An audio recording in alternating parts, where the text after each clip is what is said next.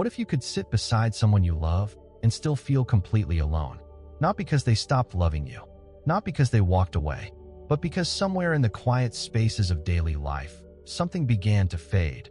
A kind of invisible distance, soft but unmistakable, like fog slipping in between two bodies in the same room. You share a home, a bed, maybe even a dream, but not the same emotional sky. She's still there. She cooks. She laughs. She remembers your appointments and the way you like your coffee. But her eyes, those eyes that once lingered just a second longer than necessary, now pass right through you. And maybe, just maybe, you started to do the same. Today, we're not here to judge or to blame. We're here to understand. We're diving into a truth rarely spoken aloud.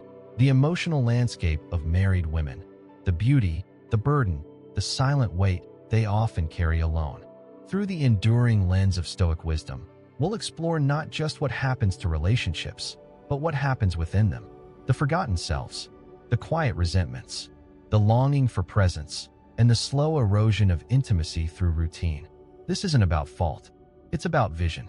It's about awakening from the automatic and returning to awareness. Marcus Aurelius once wrote, "Look within. Within is the fountain of good, and it will ever bubble up if thou wilt ever dig." In the same way, this video invites us to dig, not into someone else's flaws, but into our shared humanity. To recognize the emotional labor often shouldered by women in silence, and to reflect on our own role in the erosion or the healing of that connection. Because behind every tired smile could be a woman who wonders what happened to her joy. Behind every nod of agreement could be a mind echoing with unmet needs. And yet, within each moment, each simple, sacred now, there is also a chance to begin again. In this journey, we'll uncover 6 profound truths. Some might be hard to hear. Some will feel like holding a mirror. But all of them are offered with compassion, courage, and a stoic steadiness meant to guide, not wound. If you've ever loved deeply and wondered where the connection went, or if you've ever been the one quietly waiting to be seen, this is for you. And if you find value in this kind of conversation, one rooted in clarity, depth, and real emotional strength, do me a small favor. Like this video, subscribe to Stoic now, and share your reflections in the comments below. This isn't just content, it's a shared space of wisdom seekers, and your presence matters here. Now breathe in, slow down, and let's step together into this quiet but powerful exploration of married life and the truths we've stopped speaking. Number 1, the dual identity of married women. What does it mean to be a woman and then a wife? It sounds like a single journey, one seamless transformation.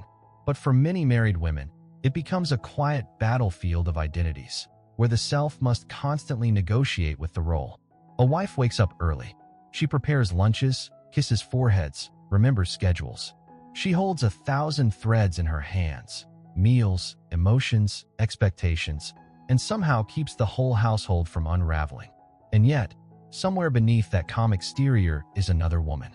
One who once read poetry on rooftops, dreamed of starting a small business, or simply needed 15 minutes in the morning to drink coffee without interruption. The tragedy isn't that she changed. It's that the world rarely asks if she misses who she was. This is not about blame. This isn't an indictment of men, of marriage, or even of motherhood. It's a recognition of the quiet split so many women endure between the version of themselves the world needs and the version that still longs to be seen for who she was before all the titles. Epictetus once said, "Remember that you are an actor in a play, the character of which is determined by the playwright." He urged us to play our role with honor, whether we are cast as rich or poor, strong or sick, mother or maiden. But what happens when a woman is asked to play so many roles that she forgets which one is her? We praise women for their strength, how well they hold everyone else up. But strength doesn't always mean wholeness. You can be strong and still feel invisible. You can be admired and still feel unseen. And when the applause comes only when she's performing, never when she's simply being, that applause becomes a cage. I once met a woman named Julia. She was a schoolteacher, a mother of 3, and a wife of 16 years. On paper, she had it all: stability, respect, a family that loved her. But over coffee one morning, she looked down into her cup and said, "I love my kids. I love my husband. But sometimes, I miss the woman who used to paint. It wasn't dramatic. It wasn't resentful. It was quiet, like someone speaking of a friend who had moved far away. You could feel that ache, that longing not to run from her life, but to reintroduce herself to it. That's the duality we're talking about. It's not always loud. Sometimes, it's just a soft erosion, day after day, moment by moment, of her identity being replaced by obligation. And the truth is, most people won't notice. Because she doesn't complain. She doesn't cause waves. She keeps going, even when the weight feels a little heavier every week. That's part of the role too, isn't it? But here's where Stoicism becomes more than just philosophy. It becomes clarity. Because Stoicism doesn't tell us to escape our roles. It teaches us how to return to them with presence, with virtue, and with full awareness. Epictetus taught that our job isn't to control the circumstances, but to align ourselves with nature and reason within them. For a woman caught in this identity divide, the first step is not to abandon her roles, but to remember her essence within them. She is not just a wife, not just a mother, not just the reliable one, the planner, the peacemaker. She is also a thinker, a soul, a human being whose worth does not rise or fall based on how many plates she spins before noon. But here's something for men to consider. In every relationship, there's a hidden emotional architecture. And if you never look beneath the surface, you'll miss the cracks forming in the foundation. It's easy to take stability for granted. But just because she shows up doesn't mean she's not unraveling inside. The Stoics called us to practice sympathia, a deep sense of interconnectedness and empathy. Marcus Aurelius wrote, "What injures the hive, injures the bee, and what exhausts the soul of your partner will eventually darken the home you share." So ask the real questions. Not, did you pay the bills? Or what's for dinner? Ask her what she's dreaming about, what she misses, what she needs, not as a role, but as a human being. Not to fix her, not to rescue her, but to simply see her. Sometimes, the most radical act of love is recognition. And for women feeling this identity fracture, let this be a soft reminder that you don't have to choose between your roles and your soul. You can honor the title of wife, of mother, and still make space for the woman who used to write poetry, who still wants to study the stars, or who just needs an hour of silence that isn't wrapped in guilt. Seneca said, "No man is more unhappy than he who never faces adversity, for he is not permitted to prove himself."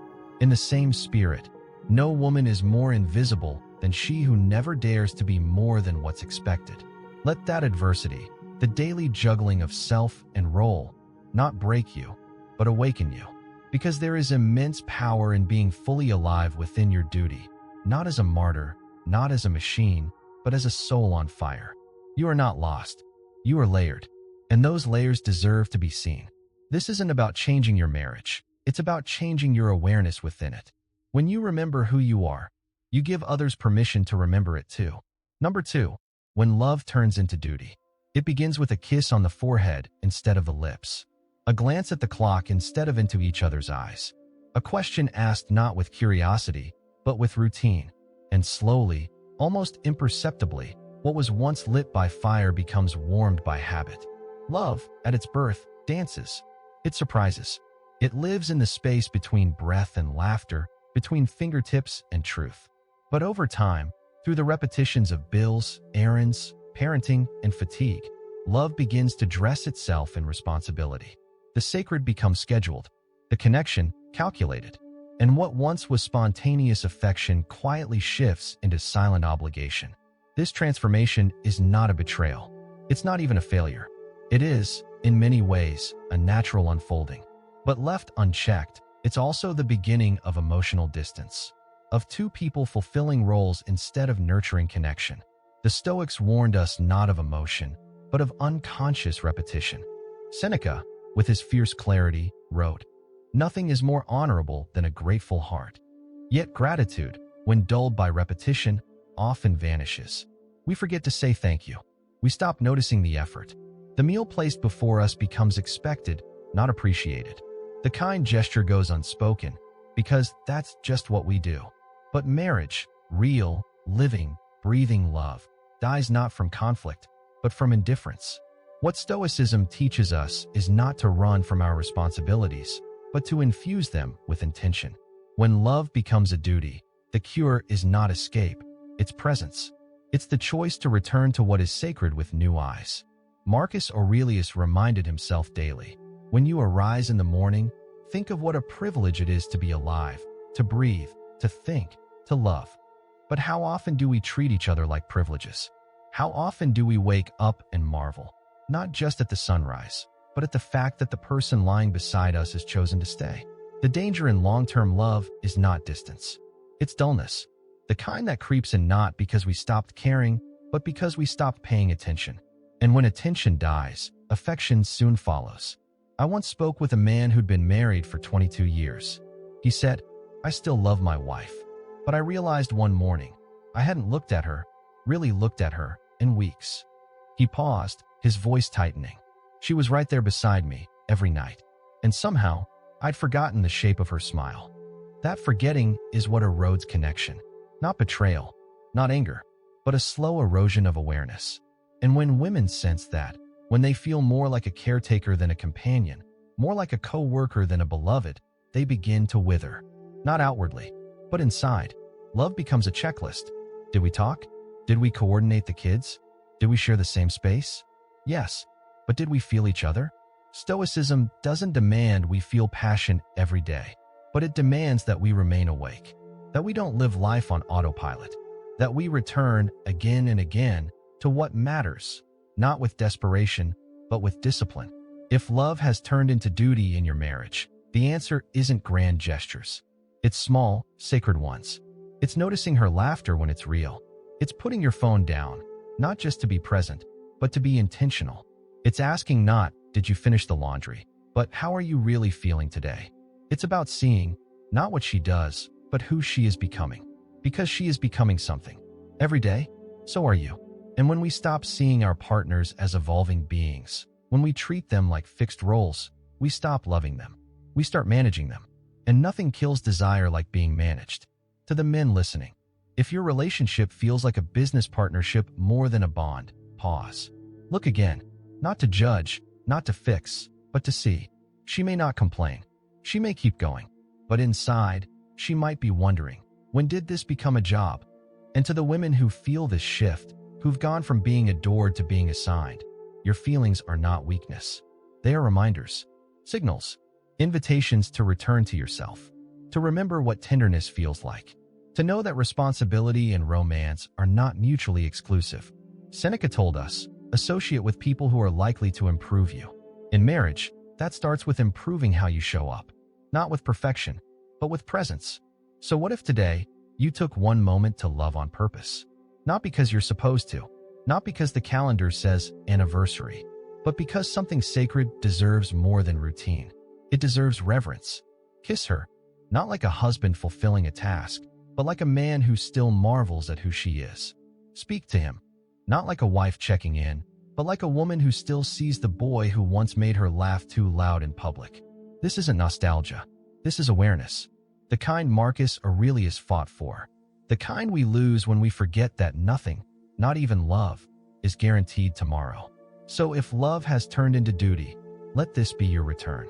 Not to the past, but to the present, to the possibility of rediscovering each other, one sacred, intentional moment at a time. Number 3, the silent resentment phenomenon. Resentment doesn't always enter the room like a thunderstorm. Sometimes it arrives like a shadow at dusk, quiet, creeping, unnoticed until everything is dimmer than you remember. In many marriages, especially long-standing ones, resentment doesn't explode. It accumulates. It hides in the unspoken expectations, in the needs that go unmet for too long. It grows in the space between, "I'm fine," and "I wish you knew." And when it finally shows itself, it's not in shouting, but in silence. There is a kind of sorrow that settles in the bones when a woman feels unseen, not because her partner stopped caring, but because he stopped noticing. She folds his laundry. She remembers his meetings. She keeps his world intact. But inside, a part of her begins to whisper, "What about me?" She doesn't speak it, not because she's passive, but because she's tired of hoping he'll ask without prompting, of needing to justify her need for affection, attention, or a moment to herself without guilt. This is where Stoic wisdom speaks loudly. Marcus Aurelius wrote, Don't be overheard complaining, not even to yourself. The Stoics didn't mean to suppress emotion. They meant to face it with clarity. And clarity, in a marriage, means learning to see what's hidden beneath the surface. Because what you don't hear is still there. Her silence isn't emptiness. It's full of everything she hasn't said yet. Resentment isn't just about feeling neglected. It's about feeling alone in your own relationship. And that loneliness, the kind that exists even when someone's lying beside you, is one of the most painful forms of isolation a human being can experience. Epictetus warned us not to place our peace in the hands of another. We suffer not from the events in our lives, but from our judgment about them. But even the most grounded soul, even the woman who practices emotional independence, can feel the sting of being overlooked, especially by the one person who vowed to walk beside her. A marriage isn't just a legal contract or a shared mortgage. It's an energetic space, a place where emotions live. And when those emotions go unspoken, they don't disappear. They ferment. And that fermentation turns into quiet bitterness, into emotional distance, into that sense that you're living beside each other instead of with each other. I once met a woman, we'll call her Mariah. On the surface, everything was intact. Her husband provided. He was kind, faithful. But when she spoke, her words were wrapped in exhaustion. He does everything right, she said, except listen. Not to my words, but to my soul. She wasn't angry. She was empty. And sometimes, that's worse. Because when anger is gone, what's left is resignation. A kind of numbness that no date night can fix. But here's where it becomes dangerous. When a woman begins to feel unseen, she doesn't always lash out. She adapts. She reduces her needs. She silences her voice, not out of strength, but out of resignation. And her partner may never know the depth of what's been lost until it's too late. The Stoics teach us to detach from what we cannot control, but they also teach us to take radical responsibility for what is within our reach. And in relationships, that includes our presence, our awareness, our ability to hold space for our partner without distraction or defensiveness. To the men listening, if you feel her pulling away, don't wait for a breakdown to pay attention. Lean in, not with pressure, but with presence. Not with solutions, but with softness. Ask her, not out of obligation, but out of reverence, how she's doing, what she's holding, what she needs, not from you, but for herself. And then listen, really listen, not to respond, not to defend, but to understand the silent places she no longer thinks you're interested in visiting. That alone can soften years of silent suffering. To the women who carry resentment quietly, your needs are not burdens. Your voice is not too much. You were never meant to shrink in your own home. But the Stoics would also remind you, resentment, if left unchecked, becomes its own prison. Forgiveness, not for his sake, but for yours, is the key that frees you from that weight. You are allowed to speak your needs, to ask for what you miss, to name the distance and invite him to help close it. Seneca wrote, "He who is brave is free," and bravery, in love, sometimes looks like saying, "This isn't working the way it used to, but I still believe in us." Not because it's easy, but because your peace matters more than your pride. Resentment feeds on silence, on assumptions, on the belief that if they loved me, they'd know. But love isn't mind reading. It's daily remembering. So speak up, not as an attack, but as a reminder, a return. And for both partners, let this be the practice, return, again and again, to presence, to truth, to the quiet courage it takes to say, "I miss what we were, and I believe in what we still can be." Because resentment left unspoken becomes a wall, but shared honestly, it can become a bridge. Number 4, emotional infidelity and yearning. It doesn't start with betrayal. It starts with a conversation, an innocent message, a familiar voice from the past, a compliment that lingers just a little longer than expected, not because she was looking for it, but because she hadn't heard it in so long.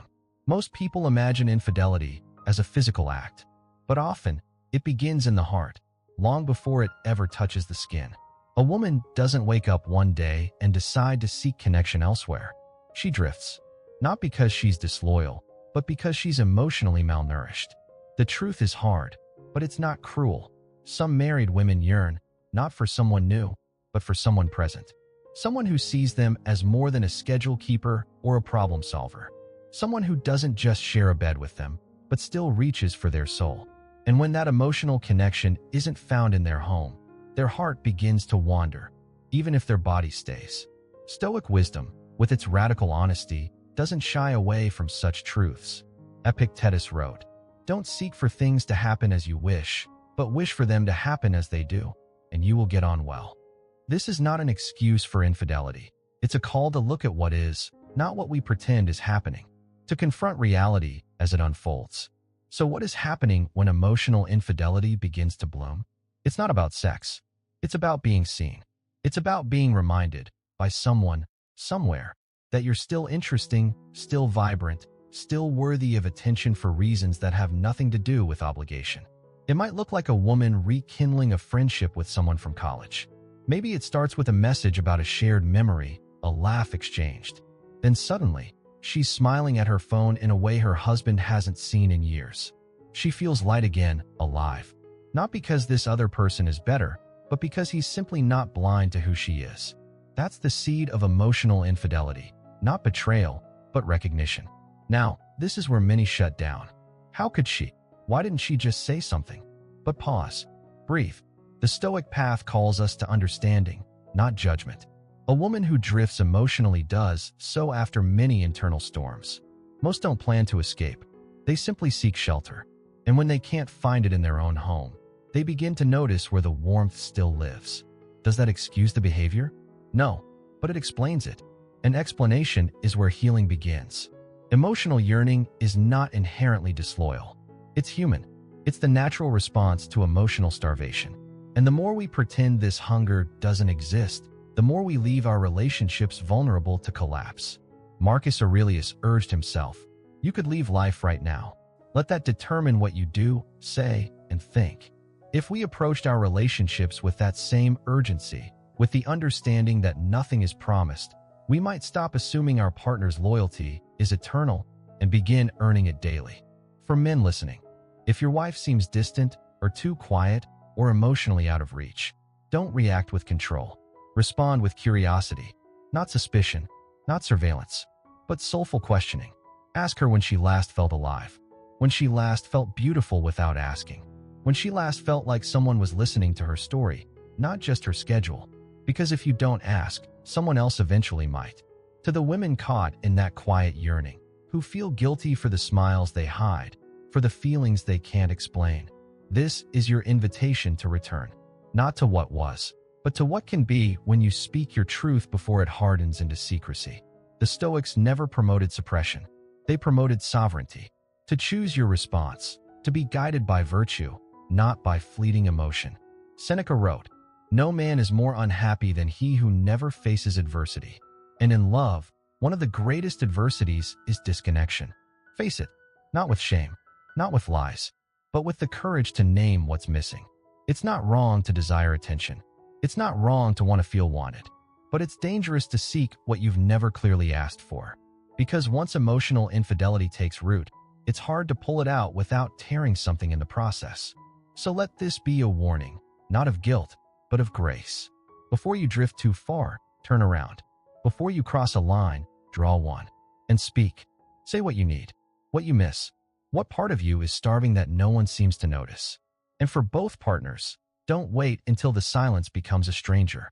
Don't assume love is enough if it's not fed by presence, attention, and care. Emotional connection is not luxury, it is lifeblood. When you stop reaching, someone else might reach for what you've forgotten to hold. So hold it now, not with fear, but with reverence, with the awareness that even the strongest love requires daily tending, or it will quietly slip into someone else's hands. Not out of betrayal, but out of hunger. Number 5, the power of presence in a relationship. Love doesn't vanish all at once. It fades like a candle left too long unattended, its flames still burning, but dimmer with each unnoticed moment.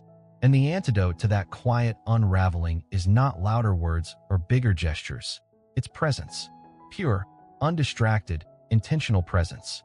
Not the kind that just shares a room, but the kind that shares a moment, a look, a silence that feels like home. And this kind of presence is what most relationships quietly starve for.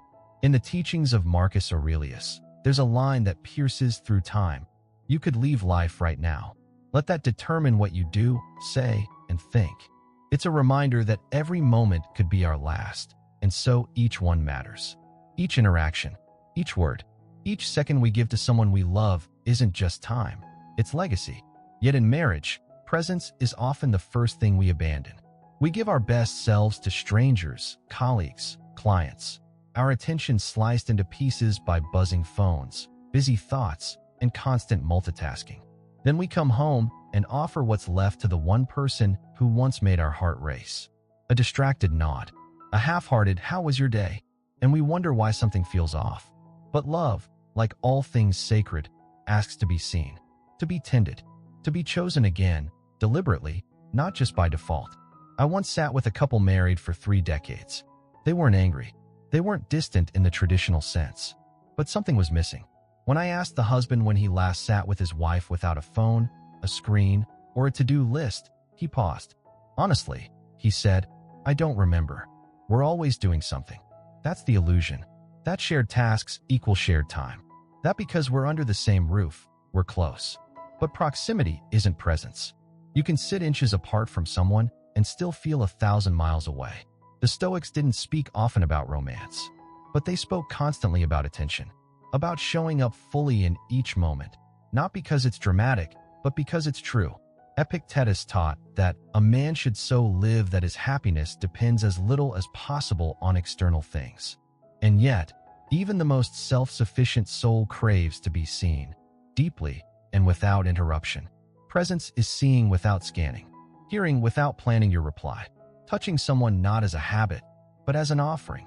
And the reason this matters so much is because presence is what makes love feel real again. When a woman feels truly seen, her guard softens. Her energy changes. She smiles without rehearsing it. She leans in, not out of obligation, but because her soul feels safe.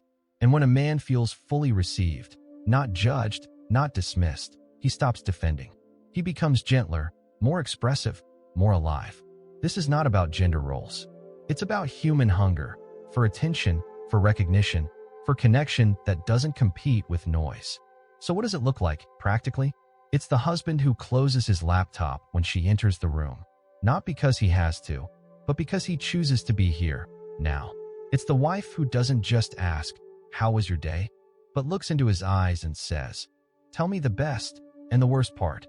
No rush. It's putting down the phone during dinner. It's holding a glance 2 seconds longer. It's leaning your forehead against theirs, not to fix, but to feel. None of this is grand. That's what makes it powerful. Because presence doesn't shout. It whispers, "I see you. I'm with you. This moment is enough." And in a world that constantly pulls us in 1,000 directions, giving someone our full attention is the rarest and most generous form of love. If your relationship feels dry, stale, distant, not because of betrayal, but because of boredom, don't look outside. Look deeper. Ask yourself, when was the last time I truly saw them? Not their roles, not their routines, them. And if you can't remember, that's your invitation. To start small, to slow down, to show up, not perfectly, but fully. Marcus Aurelius reminds us, waste no more time arguing what a good man should be. Be one. The same applies in love. Waste no more time wondering why the spark is gone. Be the match. Light the moment with presence. No one forgets how it feels to be fully seen. To be the focus, not through performance, but through care. That memory stays long after words fade. So next time your partner speaks, pause your scrolling. When they reach out, don't make them knock twice. And when the silence stretches between you, don't fill it with noise. Fill it with presence. Because that's where love lives. Not in gifts or getaways, but in the now. And the more you practice presence, the more you'll find that connection was never lost. It was just waiting for you to arrive. Number 6, reclaiming the inner flame. There's a moment, quiet and subtle, when a woman looks at her reflection and doesn't quite recognize herself. Not because she's aged, not because she's changed jobs or gained responsibilities, but because somewhere along the path of marriage, motherhood, and managing everyone else's needs, she forgot her own. It's the slow burn of self-forgetting. The artist who stopped painting. The reader who hasn't opened a book in years. The dancer who now only moves from room to room out of necessity. She still loves, still shows up, still carries her world on tired shoulders. but inside, her spark flickers. Dimmed. Not dead, but faint enough to miss unless someone's really looking. And perhaps no one has. Yet, this is where Stoicism offers a kind of sacred remembering. Because Stoicism isn't about suppression, it's about alignment. It teaches us not to abandon our essence for the sake of duty, but to root our duties in personal virtue, in clarity, in courage, in the fierce protection of what makes us feel alive. Epictetus said, "Know, first, who you are, and then adorn yourself accordingly." But how can a woman adorn herself in her truth when she's forgotten what that truth feels like? Reclaiming the inner flame is not about rebellion. It's not about walking away. It's about returning to the parts of ourselves we've shelved, the parts that didn't fit neatly into the role of wife or mother or support system. Because those roles, though noble, are not the whole story. A marriage made up of two people who only play roles becomes a quiet theater. Predictable, performed. But when two individuals bring their full selves, when they both protect and pursue their aliveness, that's when a marriage becomes a sanctuary. I once met a woman named Maria. For years, she ran her household like clockwork. Meals made, appointments kept, smiles offered. But inside, she felt hollow. Until one day, she found an old journal in the attic, filled with poems she'd written in college. As she read, something stirred. Not regret, not sadness, but recognition. That night, she began writing again. 10 minutes, then 20. Her husband noticed, not the words, but the way her face softened when she closed the notebook. The light in her returned, not because someone gave it to her, but because she gave herself permission to reclaim it. That's what this part of the journey is about. Giving yourself permission to breathe differently, to dream again, to be more than useful. Because usefulness without fulfillment is a slow erosion of the soul. Seneca wrote, "As is a tale, so is life. Not how long it is, but how good it is what matters." In the same way, a woman's worth is not in how many tasks she completes, but in how deeply she lives while doing them. And for men, this is where your gaze matters. Don't just appreciate her labor. Admire her essence. Not because it serves you, but because it's sacred. Ask her what she used to love doing. Encourage her when she returns to it, not as a hobby, but as healing. Don't fear her growth. Celebrate it. Because when a woman reignites her inner flame, the whole home warms. Too many relationships falter because the individuals inside them forget themselves. They trade passion for performance, wonder for weariness, and soon, they're not partners. They're co-managers of a shared life they've stopped feeling. Reclaiming the inner flame isn't selfish, it's survival. It's remembering that you were someone before this life, and that someone still matters. And for those who've forgotten how to begin again, let the Stoics remind you. Start with one thing. One walk alone. One journal entry. One playlist from years ago. 1 hour without the burden of being needed. You don't have to abandon your roles to reclaim yourself. You just have to stop hiding inside them. Let your children see a mother who still burns for something. Let your husband witness a wife who chooses herself, not in place of him, but alongside him. Because nothing inspires connection like aliveness. And nothing is more contagious than a soul returned to itself. You are not a title. You are not a task list. You are not just the glue that keeps things together. You are the flame that lights the room. Tend to it, fiercely, lovingly, without apology. And when you do, don't be surprised if those around you begin to glow, too. So now we return, not to the beginning of the video, but to the beginning of something far deeper. A reawakening of the questions we often leave unasked in the quiet corridors of a long relationship. What do we do when love no longer feels like fire, but like familiar warmth? When the one we cherish lies beside us, but their soul feels unreachable? When duty replaces devotion and silence echoes louder than words? The Stoics didn't write about marriage the way modern writers do. They wrote about being, fully, honestly, and without self-deception. They spoke of our roles, yes, but always returned us to our essence. Marcus Aurelius reminded himself, "If you are distressed by anything external, the pain is not due to the thing itself, but to your estimate of it." And what could be more external than our assumptions about our partners? The silent stories we tell ourselves about what they feel or don't feel. But today, maybe you've seen a new story. That behind every distant wife, there may be a woman balancing roles so delicately she forgets herself. that beneath every emotionally quiet husband, there might be a man carrying pressure he doesn't know how to voice. That marriages don't unravel overnight. They drift through inattention, through unspoken resentment, through unmet emotional hunger and the erosion of presence.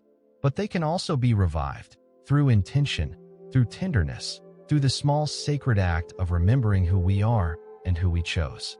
If there's one truth to walk away with, let it be this. Love is not sustained by words alone, but by seeing, truly seeing, not just the mother, not just the provider, but the human underneath, the dreamer, the weary, the hopeful, the still becoming. Epictetus said, "It's not what happens to you, but how you react to it that matters." So if you've noticed some of these signs in your relationship, don't panic. Don't blame. Don't withdraw. Respond. Gently. Reach out, not with accusation, but with presence. Ask, not just what needs fixing, but what needs feeling. Listen, not just to what's said, but to what's missing. Because no relationship is ever perfect. But every relationship, when approached with stoic presence and soulful attention, can be made sacred again. To the women listening, if your flame has dimmed, know that you're not forgotten. And you're not selfish for wanting more than routine. Your soul is not a luxury. It's a compass. Follow it back home. To the men, your strength is not just in providing. It's in perceiving. Be the kind of man who notices before it's too late. Who doesn't just ask, "What's wrong?" but sits in silence until the truth can surface safely. If this video spoke to something inside you, if it opened a door in your heart you hadn't knocked on in years, then share your thoughts in the comments. Your story matters, not just to me, but to the others who will see themselves in your truth. And if you found value here, I gently ask you to like this video. Subscribe to Stoic now, not just for more content, but for more moments like this. Moments of remembering, of stillness, of coming home to yourself. Because in a world filled with noise, this channel is meant to be your pause, your mirror, your quiet teacher. As Seneca wrote, "He who is brave is free." So be brave with your love, your truth, your presence. And in that bravery, you might just find your freedom.